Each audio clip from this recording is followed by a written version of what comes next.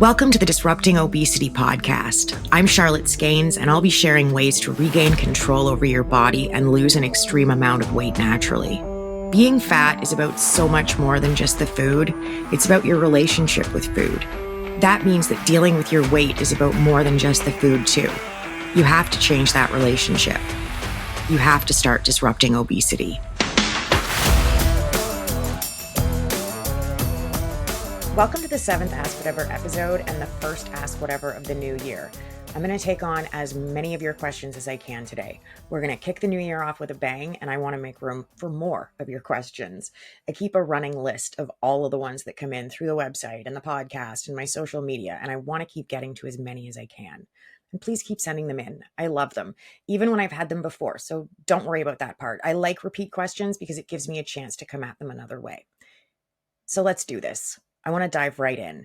I'm just going to start at the top and work my way down. I'm not going to do an introductory summary. I'm just going to start gunning through. Up first is comfort eating.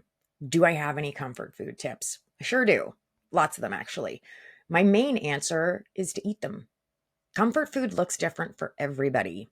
What comforts me might not comfort you, or Sheila from work, or Gwendolyn, writer of angry comments and emails. We're all different. We've all got different foods that help us deal.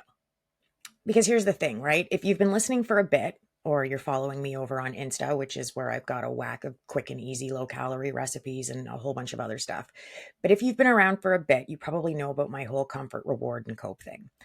I think that when you get right down to the charming but gruesome underbelly of obesity and emotional eating, it comes back to those three things.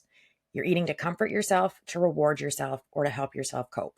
I did a whole episode on it, number 5. I'll drop a link to it in the notes. Comfort's the big dog. He seems friendly, but he's got teeth, and you can play with him for years before he jumps up and bites you on the ass.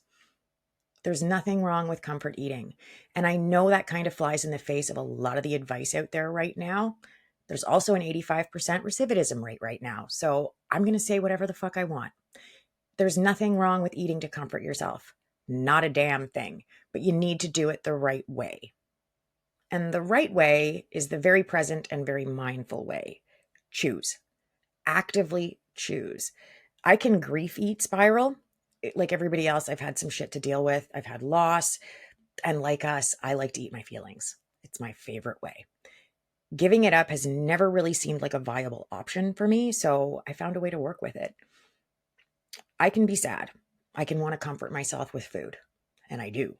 So I do, but I do it with a plan. I'm very aware of what I'm doing. You can't change what you can't see. So when I know I'm eating because I'm missing my dad, I'll really actively choose to eat something that I know is going to have a big emotional payout for me. I'll pick something that I really heavily associate with him and with eating to comfort the loss of him. I've got a rice dish he used to make, but it's loaded for bear with calories, and the salt is just insane, and I'm crazy limited on my salt right now, but whatever. I got sick 6 weeks after he died from a version of the same disease that killed him. He was killed by acute pancreatitis, and I was almost killed by severe necrotizing pancreatitis. The doctors told me it was like if he and I had both walked into a convenience store and bought lottery tickets one after the other, and then both of us won the jackpot, especially since neither one of us were alcoholics. And I was 26 weeks pregnant when he died, and I got sick at 32 weeks pregnant. I was in the hospital for 5 really ugly months, and then the road back when I got home wasn't easy either. So my grieving process was a little delayed and a lot screwed up. And sometimes I'm going to want to eat that. Here comes the rice.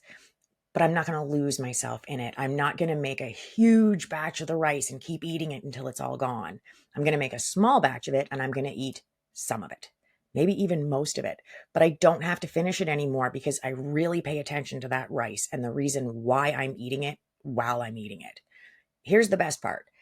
Paying attention and being super present with that rice doesn't just make a smaller amount of rice give me the same emotional satisfaction and payout as a larger amount of rice. It helps to make sure that the rice doesn't turn into some ice cream and some cookies and some chips and. That rice is also calorie dense as fuck, so I really want to get my money's worth. I'm not going to sit there and shovel it in while I watch the Lord of the Rings movies and think about how he and I went to the earliest showing of each of them on opening day. There's no shoveling. There's no mindless munching. I pay attention. I have to. Or I'm going to tell myself I'll only have 1 bowl of rice and then I end up eating 3. So eat your comfort foods when you want to comfort yourself. Just be super aware of what you're doing and pay attention to what you're eating and what you're feeling while you're eating it. This one's pretty timely given that it's our second episode of the new year. How can I be gaining weight the first week of my diet when I made all those changes to eat healthier foods? And there's a second and super closely related part to this question that came in. I've gained 3 pounds and I'm so confused because I've gone from horrible eating to eating clean and simple. Okay, so there's a lot going on here. First off, a 3 pound gain could be salt or constipation or a handful of other things like the time of day or the time of the month.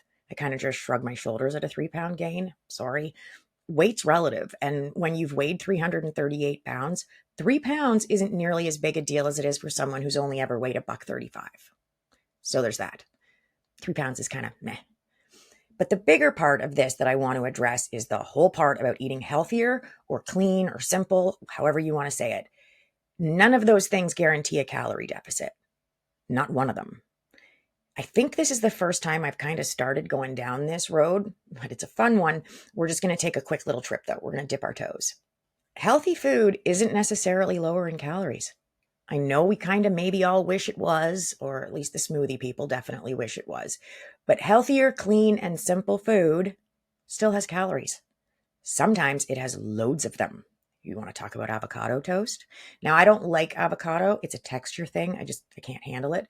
For me, a mouthful of lard is to avocado what a mouthful of fingernails are to coconut. It's just out. But if you're trying to lose weight, insanely healthy foods like avocado, and I'm not being sarcastic here, that shit is crazy good for you. It's the exact right kind of fat. It's nutrient dense. I don't like it, but I'm not slamming avocado. I am going to tell you that 100 grams of it has 160 calories, which isn't a lot when you compare it to some other fats. 100 grams of butter has 717 calories. But I also know a lot of people who've gotten caught in the trap of assuming that just because something's healthy, it's automatically low calorie too. Lots of things that are really good for you are also calorie dense. So the way you can be gaining weight while you're eating healthy, simple, and clean is that you're taking in more calories than your body is burning. You're in a calorie surplus. That's it. This is the first time I've gotten this next question, and I'm really glad it came in because it's something I hadn't thought of in this way before. After your near-death experience, did you ever feel like your weight was protecting your body? No, not once. Did I before my near-death experience? Yeah, absolutely. After? No, not a single time. Being obese, having extra weight on when I got sick, made everything harder.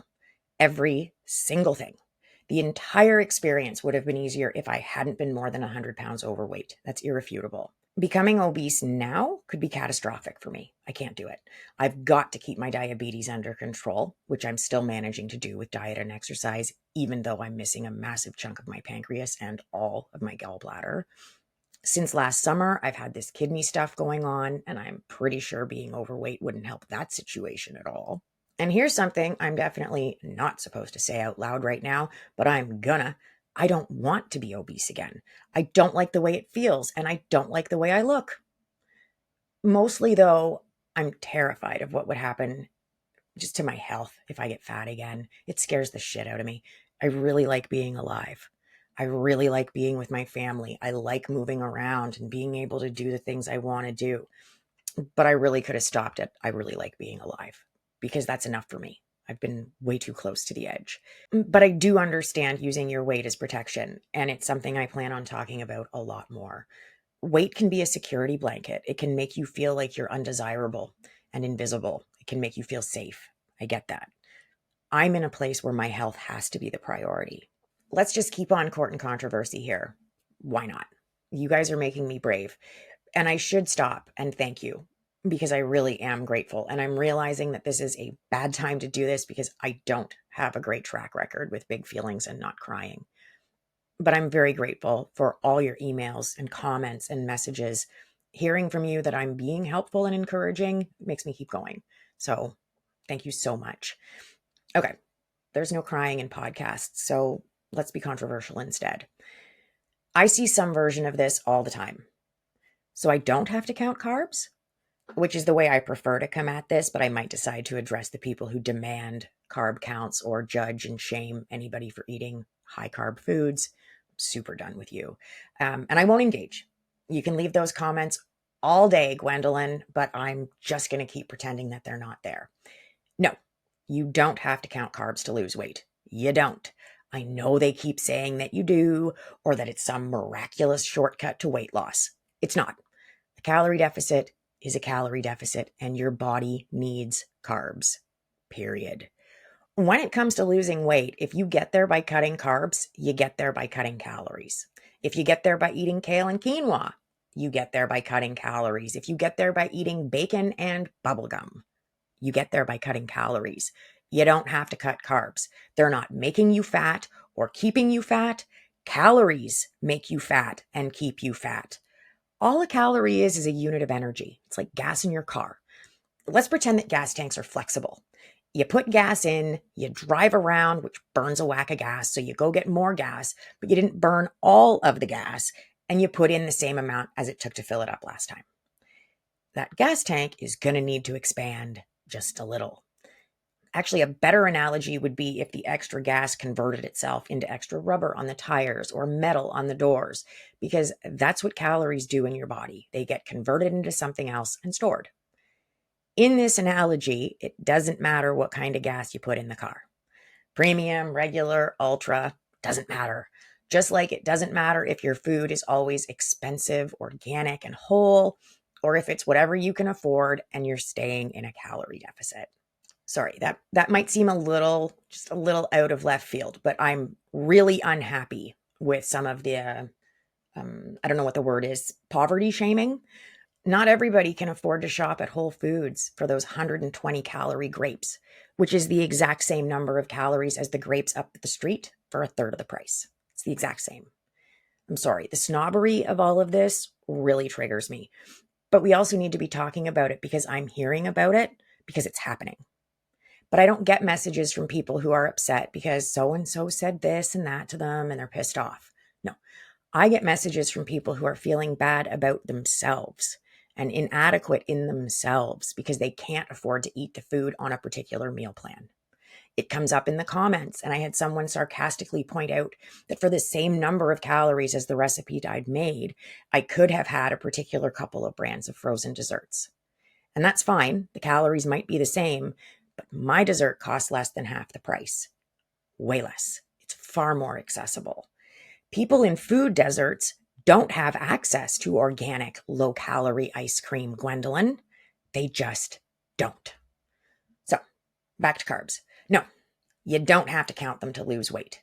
Just calories. Let's do the total flip here for a second. Skinny shaming.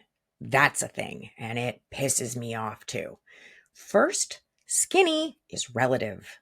I get told I'm fat often enough, like right now, currently. Too fat to be doing this, actually.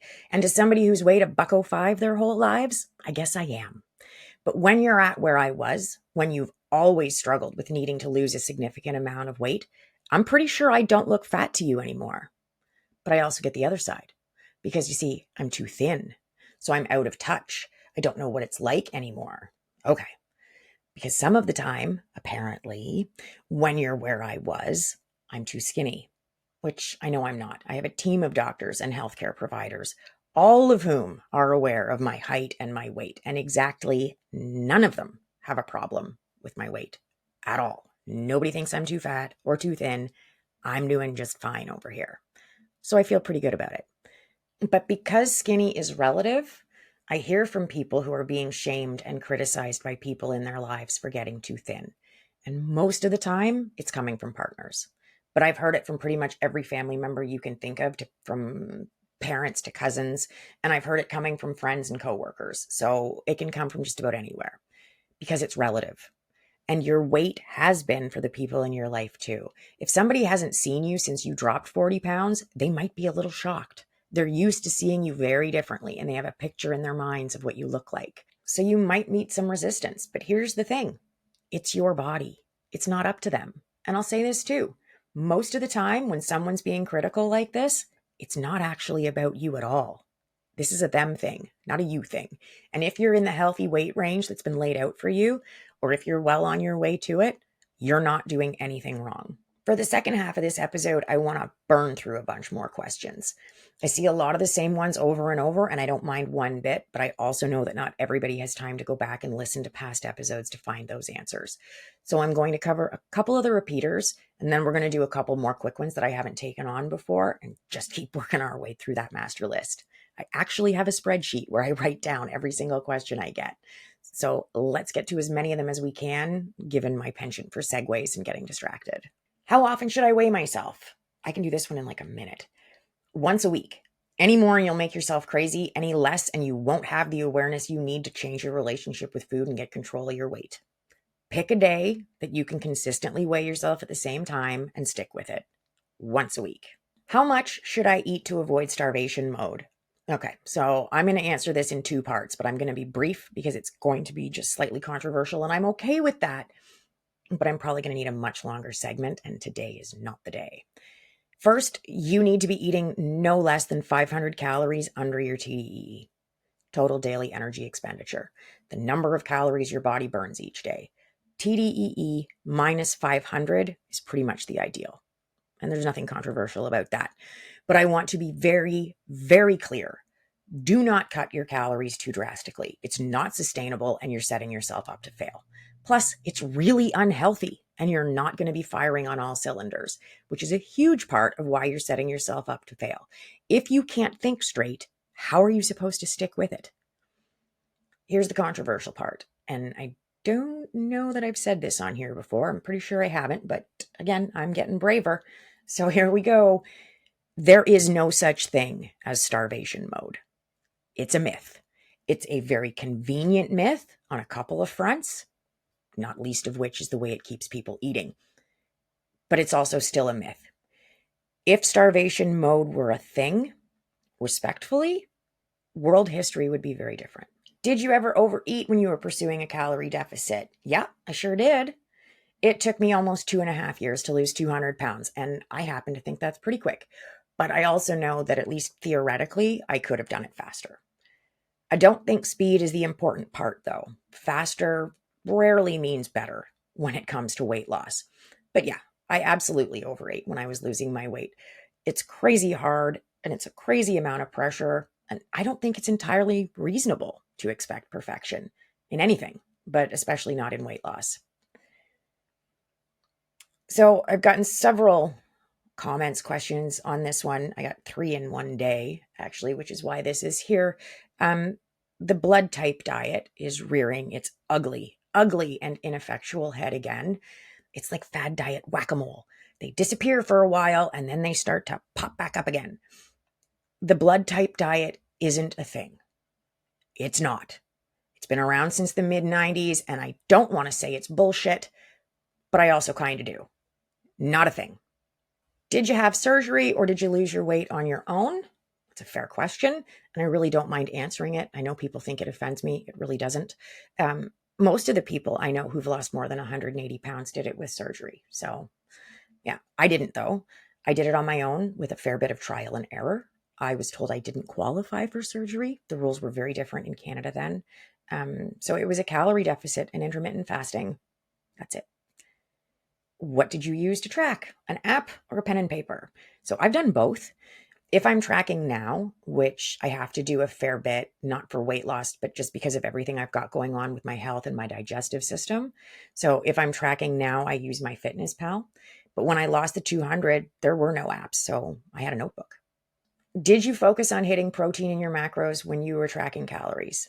No, I didn't. I don't track macros for weight loss. And unless your doctor tells you to, I don't think you should track your macros either. It's a distraction, especially in the beginning.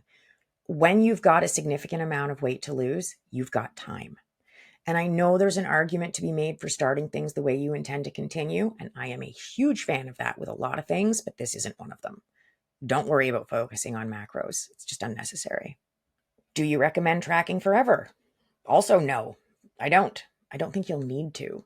You get used to the things that you eat and you start keeping a running tally as you go, like without even really thinking about it. Maintenance mode is a different beast altogether. I also stay on top of my weight. I don't stress about it. I just hop on the scale each morning, and if I start gaining, like I'm up consistently by several pounds, I know I need to rein things in. But after all this time, I don't need to track what I'm eating to stay in control of my weight. How do I figure out my calorie deficit? I get this one probably a couple times a day. Everybody's deficit is the same, but I don't think that's the real question here. To lose weight, pretty much everybody wants to cut 500 calories from their TDEE. That's that whole total daily energy expenditure thing again. An online calculator will help you to sort it out. If it asks for you to enter your body fat percentage, just ignore that and then subtract 500 from your maintenance TDEE, and you've got your daily calorie target. A lot of apps will calculate this for you too. Do you only eat your own recipes? No, I don't. I still eat pretty much whatever I want, just less of it. I like cooking and playing with recipes, but I also use packaged and processed foods. Not as much as I used to, but I do. And up last today, I love this question. How do I track something like homemade chili accurately? So the answer depends. If you made the chili yourself, you can enter it into the recipe builder in your tracking app. If you're eating someone else's, what I would do is punch homemade chili into my app and then take an average of the top 5 to 10 entries. That's it. We've just made our way through 16 questions, which is a new personal best, and I'm already excited for our next Ask Whatever a few weeks from now. But in the meantime, keep trying, keep tracking, don't be intimidated, and don't give up. You've totally got this. Thank you for listening to Disrupting Obesity with Charlotte Skanes. If you know it's time to take back control, lose the weight, and keep it off, reach out to me privately with a direct message on Instagram that says ready, so you can start disrupting obesity.